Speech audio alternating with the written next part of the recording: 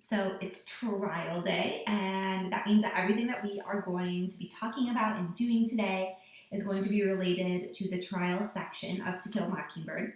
And I must say that every time I read this section of To Kill a Mockingbird, I get chills because Atticus is absolutely brilliant. And not only is he brilliant, but the writing is just absolutely fantastic in this scene. I love the way that Harper Lee drops these subtle details about our characters that tell us so much more about them. And these subtle details are things that are not to be missed. So today I am going to point out some of those details, and then I'm going to turn it over to you to do some work with the trial in your assignment today. I want to start at the beginning of the trial with Heck Tate's description of Bob Ewell, because I think that Harper Lee is trying to tell us something very early on about Bob Ewell at the start of the trial. In Heck Tate's testimony, he describes that day that Bob Ewell showed up at his office to report Mayella's rape. And Heck Tate describes Bob Ewell as coming in being very excited. And that is a very interesting word choice. To describe a father going to report the rape of his daughter as being exciting. I just really struggle with the way that Heck Tate describes that. It doesn't seem right.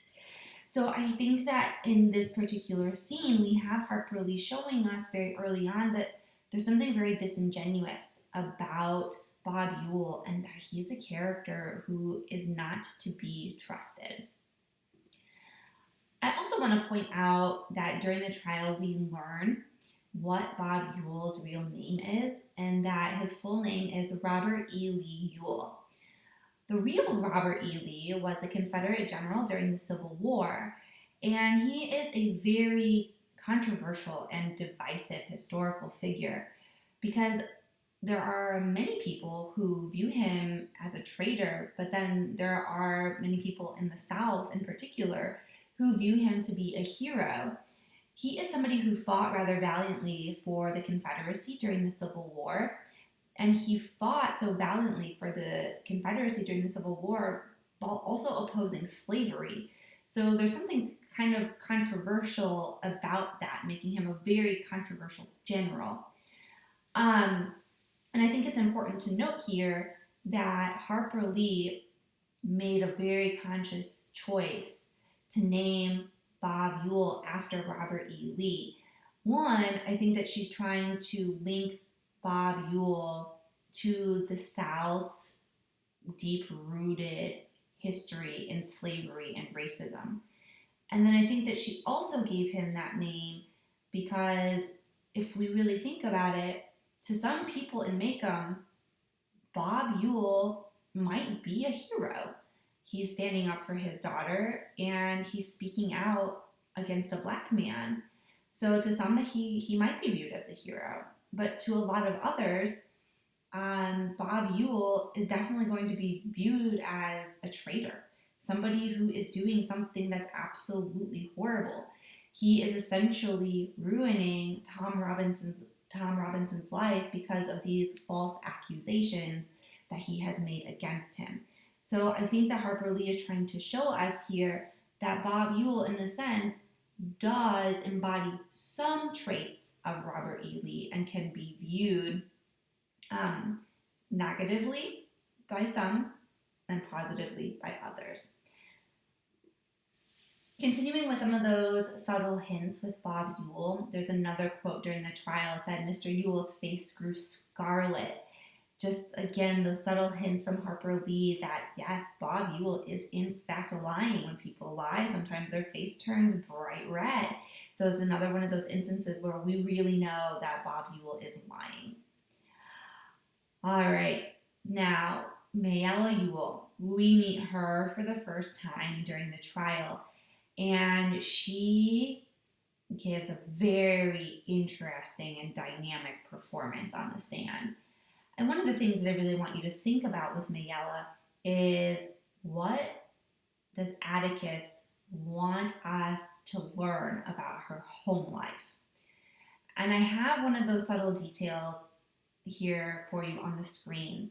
This is actually one of the most commonly missed things that I've noticed in the past. It's one of those things that students don't always pick up on. And if you picked up on it, that's great. And if you didn't, that's okay too. But I want you to take a look at what I have written in red here. This is something that Tom Robinson talks about when he's on the stand giving his testimony, and what actually happened that day between him and Mayella. And if you notice when they're talking about, or when he's talking about the two of them kissing, he says that Mayella said that what her papa do don't count. So I wanted to take a moment here to kind of point out that subtle detail that Harper Lee wants us to know, that not only is Bob Ewell not the ideal father, but there's also some incest that is occurring within the Ewell household. All right, that's a pretty dark note. So I'm going to try to turn it over to something that's a little bit more light-hearted. I just wanted to point out some of my favorite moments in the trial. So I kind of have my shout-out page here.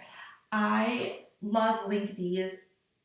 Oh my goodness. I remember when I read this novel for the first time, I read what Link D's did in the courtroom, and I literally just like, yes! Wow, I want you guys to think about what he did here for a moment. When he gets up and he says, I just want the whole lot of you to know one thing right now. That boy has worked for me for 8 years, and I ain't had a speck of trouble out of him. Not a speck. Whew. It might not seem like a big deal, but he is a white man who stands up in a courtroom full of people, and he defends a black man in the 1930s in the Deep South during the Jim Crow era.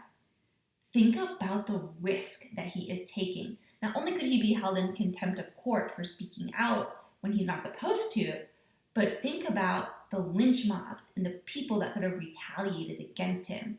Go Link D's. He is awesome, and he put himself on the line for Tom Robinson, and that is commendable. I also love this moment. Atticus is brilliant. It's a one-word line, but it needs to be mentioned. He's trying to make a point with Tom Robinson and his arm. And he says, is this the man who raped you? And Mayella is like, it most certainly is. And Atticus just says, how? And that is so immensely powerful and persuasive. It's one word, but he makes his point. So these are just some of my favorite moments in that trial. Okay, so your assignment for today, you will see on Canvas, and there is a chart that you are going to be filling out based on the testimonies that some of the characters give. And I want you to really focus on what we learn about Mayella's home life and what Atticus was trying to prove about Bob Ewell, about Mayella, and about Tom Robinson.